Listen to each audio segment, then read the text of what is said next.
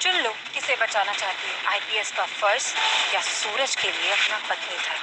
दिशा जी, जो आपका फैसला होगा मैं आपके साथ। मैं तुम्हें गिरफ्तार करती, तुम मेरा कुछ नहीं कर सकती। मुख्यमंत्री देवेंद्र फडणवीसांच्या हस्ते निधीचं वितरण होणारे 7,000 कोटी रुपयांची रक्कम पात्र शेतकऱ्यांच्या खात्यात जमा होणार आहे।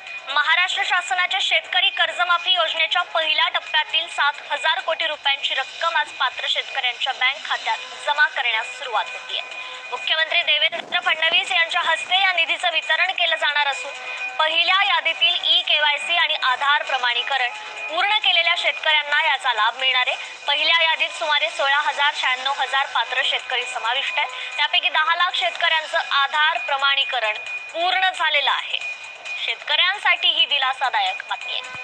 होळकर शेतकरी कर्जमुक्ती योजना 2026 अंतर्गत पात्र शेतकऱ्यांच्या खात्यात कर्जमाफीची रक्कम जमा करण्यास राज्य सरकारनं 7,000 कोटी रुपयांचा निधी मंजूर केला।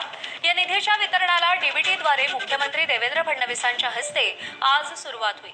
कॅबिनेट बैठकीनंतर एक छोटेखानी कार्यक्रम मंत्रिमंडळ बैठक पार पडते त्या दालनात होईल आणि पहिल्या टप्प्यामध्ये आधार प्रमाणीकरण केलेल्या शेतकऱ्यांच्या कर्ज खात्यामध्ये ही रक्कम थेट जमा व्हायला सुरुवात होईल।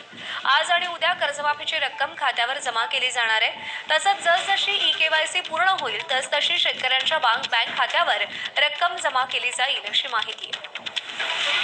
अशाच नवनवीन अपडेटसाठी व्हिडिओला लाईक करा, चॅनलला सबस्क्राईब करा। सर्व शासकीय योजनांची अचूक व वेगवान माहिती फक्त 20 या आपल्या चॅनलवर